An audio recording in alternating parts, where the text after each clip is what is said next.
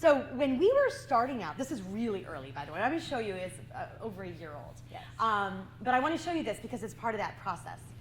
So when we were starting out, we asked ourselves, okay, what is the problem we're trying to solve? Because this is huge. When you think about systemic, issues like the representation of certain segments of the population in popular entertainment, that's like massive, right? And is there even a problem? And if there were a problem, what would you do about it? And how would you actually solve that? So I'm taking you in sort of a time warp back to a period where we were trying to quantify the problem and really think about what is that angle that we might want to pursue to really have an impact, build an amazing product, something that the market wants, and that we can make profitable. Those are a lot of questions to answer. So one of the things we did is really look at data. Yeah, I mean, I think, I don't know, I'm guessing all of you are also big data fans, right? So we started with quantifying the problem and collecting data, doing a lot of our own analytics. There's a lot of research out there, and whatever field you'll do, the internet's big, right? So there's research on everything, and there'll be a lot of stuff out there, and what we wanted to make sure is we kind of supplemented all of that with analytics of our own, research of our own, so that we really, really understood the problem in depth.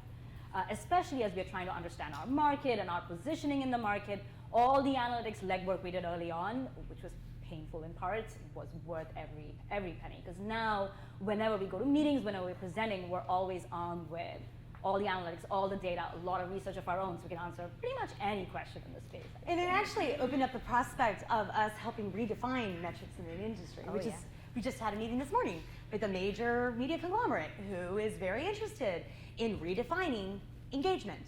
And so when we've been at the forefront of not just articulating and understanding current patterns, but also collaborating with major players to think about how might you redefine that next set of metrics, it's interesting because it allows for a lot of collaboration and innovation in a space that isn't always, I guess, receptive to change.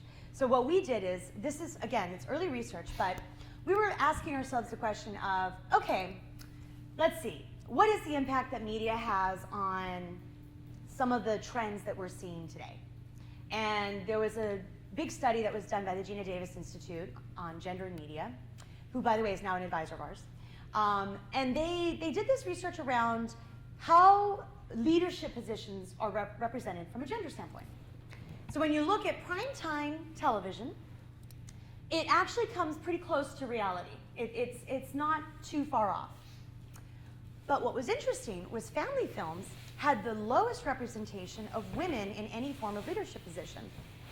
And this is interesting because it's actually precisely at those ages when girls are most susceptible to messages from media around the appropriateness of certain roles and their future in those roles. So that was an aha moment. We're like, oh, maybe unwittingly, there is a lack of representation in women in leadership roles in family films, and maybe with better data, we can actually help change that to at least catch up with reality. Another question we asked ourselves was, well, why would this be? Why would there be this pattern of representation that's so outdated? I mean, we're talking 20, 25 years out of date, okay? Well, we did our own research, and we studied 125 popular TV shows, and we looked at primary and secondary characters, and we quantified the results on different dimensions, and one of the dimensions was how is passion about your work shown from a gender perspective in TV. So I'm going to ask the question, pretend you don't see this. How many people in this room are passionate about what they do? Right, because if you weren't, why would you be here? That's 100%, by the way, and it's fully gender equal, okay? So this discrepancy didn't make sense to me, and it didn't make sense to a lot of people that I know who are accomplished and passionate, and it could be any kind of work. But the reality is, there was a big difference between the passion that was shown versus the day-to-day reality that we live in modern times. And also to that end, more likely, men are shown as leaders by a lot. So this seems to be a way of perpetuating outdated leadership models and styles as well. So we wrote a paper about that, and it's available online. It's free. So we publish what we learn, by the way, and we make that available. But what we found is that the leadership positions could be creating this sort of self-perpetuating cycle where if messages are being sent at really young ages, then decisions are made at younger ages about whether or not to be a leader. And so then the cycle continues. Television characters are also much wider and more male than the US, and I think that's, probably not a surprise, but it's just data, we're just looking at we're slicing this from a lot of perspectives.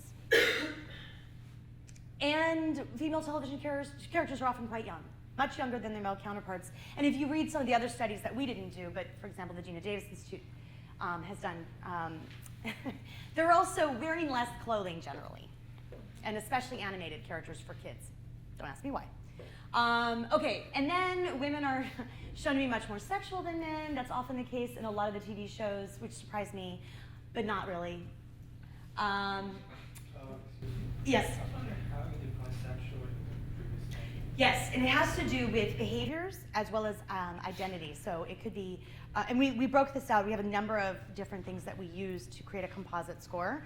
And so part of it is clothing and skin, the appearance of bare skin, that sort of thing. Part of it is behaviors, initiating behaviors versus receiving behaviors. And there are a few other factors like that. So it was both behavioral as well as appearance oriented. We also asked people that. Yeah, and we validated all these, by the way, too, before we did the research. And we are continuing to build on this research, so I'll talk about that in a little bit. Features with significant gender differences. These are pretty stark, actually. And the one that might resonate most with you is science, technology, and engineering fields where, by a lot, men are overrepresented, and about 10x more than reality of females' participation.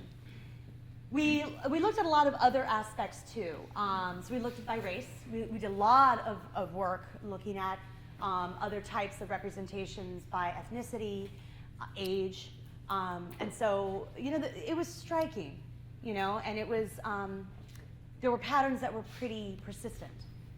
Why does this matter? Well, go back a little a step. Sorry. Just to understand why we bothered to do it this way. We did a lot of surveys because we were collecting a lot of user responses along with data analytics of our own. And one of the things we learned very early on is a lot of people choose to watch content because they identify with content, or with the characters of the content. And therefore it became really important for us to really break down content by character representations. And that's why, you can really break down content by many other things. And if you looked at classic content recommendation systems, they're mostly broken down by genre. And recommendations are very much, is this action and is this also action? And so we'll show it to you. People don't resonate with genre, by the way. They may choose to watch a genre. Right. But when you're talking about deep emotional connection,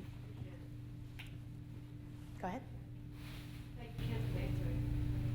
Yeah, so I think that's kind of why we chose this axis to do a fairly in-depth analysis, because we learned really quickly these characters were the predominant reason why people continue to watch a show or a video that they had gotten introduced to. Well, and that insight around character identification is also some of the, it came out of some of the work that our co-founder Megan did in some of the neuroimaging work around the parts of the brain that really light up when somebody is watching a character that they resonate with.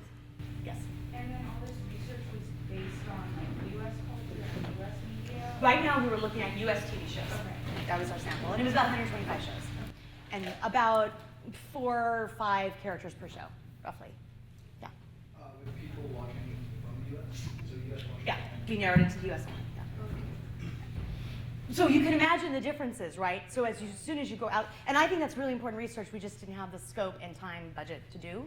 But it's really important to then ask that question, which is not just US content for US audiences or US content exported to other foreign audiences, but also locally produced content for local audiences, vice versa. I think all of those are very interesting threads worth pursuing, which we just haven't done yet. How did you reach out to these people, and how did you do this research? So we can spend a lot of time on that, and I would like to, but there's a few more things we'd like to cover. So just simply what I'll say is, there are ways that we crowdsourced information. We also did work with a lot of experts on the way that we frame the questions and how we define the dimensions and the attributes around the characters and the feature sets that we were looking at.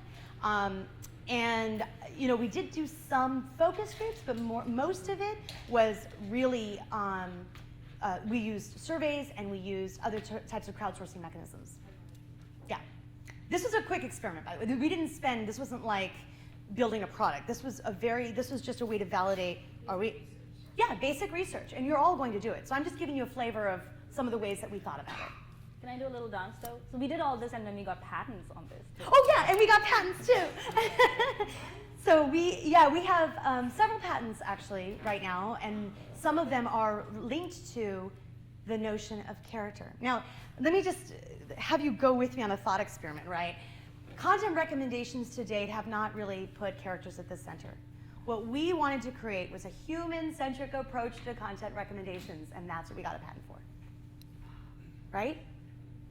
Putting people at the center and having the attributes of what makes a human, a multi-dimensional human. So, why does this matter? Well, because negative stereotypes can actually have pretty significant consequences, particularly if these stereotypes are repeated. So it's creating these patterns that are then internalized, and that internalization affects literal performance. In this study, this is a very robust study. It's actually cited in Cheryl's book, Lean In. But it's a very, very robust study at Harvard University that basically primed people against different dimensions. One dimension was their race, another dimension was their gender, and then there was this sort of neutral. And this was this IQ test. So these are like real, they're measurable. The impact is measurable. So what they did is they had people who identified with, in this example, it's Asian because the difference is so big. So if you were an Asian female, right before you went in to take your test, they would prime you with the identification of being Asian. And separately, if you were a female and they primed you on being female and didn't bring up your race, just said, made a comment, something very subtle, by the way. These are really subtle effects. Or, I'm sorry, subtle primes, big effects. So when they primed the female piece, the performance was dramatically lower. Because we're internalizing bias, and then we live that bias. And that was the findings that came out of the study. By the way, this study is Patinsky and Ambady at Harvard. I would definitely encourage you to look it up. It's an amazing study. It's been used a lot in research because of how direct and immediate those effects are. Yes? Is this where they put the different ethnic groups in the same room having to take a test next to each other?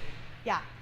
Yeah, and that study had there were many parts to it. Okay. Yeah, I don't know if it's exactly. This just happened to be, I think that's the one. I mean, it sounds familiar, but this just happens to be one of the findings. They had several others in that study. Do you know an example of what the subtleties would be that they would say before they would go in? Yeah, usually it's not something as overt as, you're a woman, but they would ask a question, like, what is your gender? Click female, and then they go take the test. It can be very subtle and indirect, and because it is a subconscious processing that's happening, just priming that one element was enough to trigger all of these other internalized biases.